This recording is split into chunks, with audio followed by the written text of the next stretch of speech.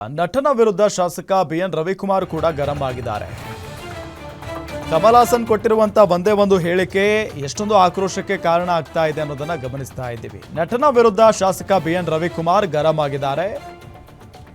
ಕನ್ನಡ ಭಾಷೆ ಇಡೀ ಜಗತ್ತಿನಲ್ಲೇ ಉನ್ನತ ಸ್ಥಾನದಲ್ಲಿದೆ.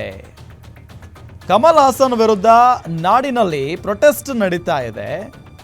ನಮ್ಮ ನಾಡಿನಲ್ಲಿ ಅವರನ್ನ ನಾವು ಬೆಳೆಸಿದ್ವಿ.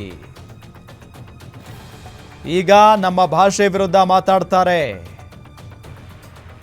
ಕರ್ನಾಟಕದಲ್ಲಿ ಕಮಲ್ ಹಾಸನ್ ಸಿನಿಮಾಗಳನ್ನು ಬ್ಯಾನ್ ಮಾಡಿ ಕನ್ನಡ ಸಿನಿಮಾ ರಂಗಕ್ಕೆ ನಮ್ಮ ಸಂಪೂರ್ಣ ಬೆಂಬಲ ಇರಬೇಕು ಅನ್ನೋ ನಿಟ್ಟಿನಲ್ಲಿ ಮಾತನಾಡಿದ್ದಾರೆ ಶಾಸಕ ಬಿಎನ್ ರವಿಕುಮಾರ್.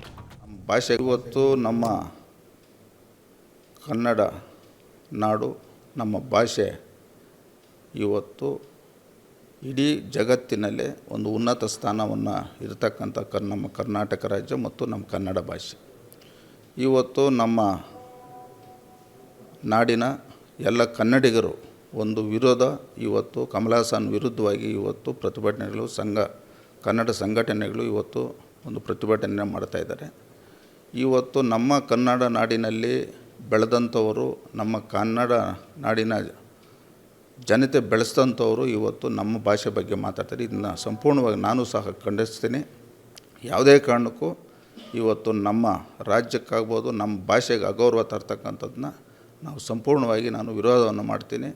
ಇವತ್ತು ನಮ್ಮ ಕನ್ನಡ ಸಂಘಟನೆಗಳು ಮತ್ತು ಎಲ್ಲರೂ ಇವತ್ತು ಹಿರಿಯರು, ಇವತ್ತು ಕವಿಗಳು ಮತ್ತು ಹಲವಾರು ಹಿರಿಯರು ಇವತ್ತು ಹೇಳ್ತಾ ಇದ್ದಾರೆ, ಯಾವುದೇ ಕಾರಣಕ್ಕೂ ಕಮಲ್ ಹಾಸನ್ ಚಿತ್ರ ಕರ್ನಾಟಕದಲ್ಲಿ ಬಿಡುಗಡೆ ಮಾಡಿಸೋದಿಲ್ಲ ಅಂತ. ಇದಕ್ಕೆ ನಮ್ಮದು ಸಂಪೂರ್ಣವಾಗಿ ಬೆಂಬಲ ಇರ್ತದೆ ಅಂತ ನಾನು ಹೇಳಕ್ಕೆ ಬಯಸ್ತೀನಿ. ಇವತ್ತು ನಮ್ಮ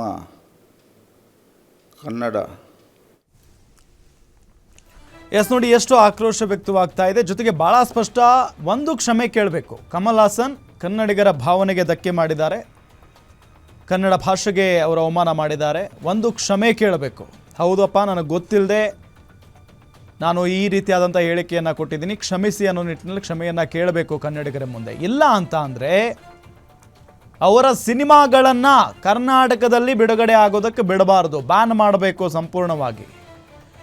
ಇದು ಜನಸಾಮಾನ್ಯರ ಒತ್ತಾಯ ಮಾತ್ರ ಅಲ್ಲ, ರಾಜಕಾರಣಿಗಳು ಇದನ್ನೇ ಹೇಳ್ತಾ ಇದ್ದಾರೆ. ಕ್ಷಮೆ ಕೇಳಬೇಕು, ಇಲ್ಲ ಅಂತಂದರೆ ನಿಮ್ಮ ಸಿನಿಮಾನ ಬಿಡುಗಡೆ ಮಾಡೋದಕ್ಕೆ ಬಿಡಲ್ಲ ಕರ್ನಾಟಕದಲ್ಲಿ, ಅದೇನಾಗುತ್ತೋ ನೋಡೇ ಬಿಡ್ತೀವಿ ಅಂತ ಹೇಳಿ ನಮ್ಮ ಕರ್ನಾಟಕದ ರಾಜಕಾರಣಿಗಳು ಮಾತಾಡ್ತಾ ಇದ್ದಾರೆ.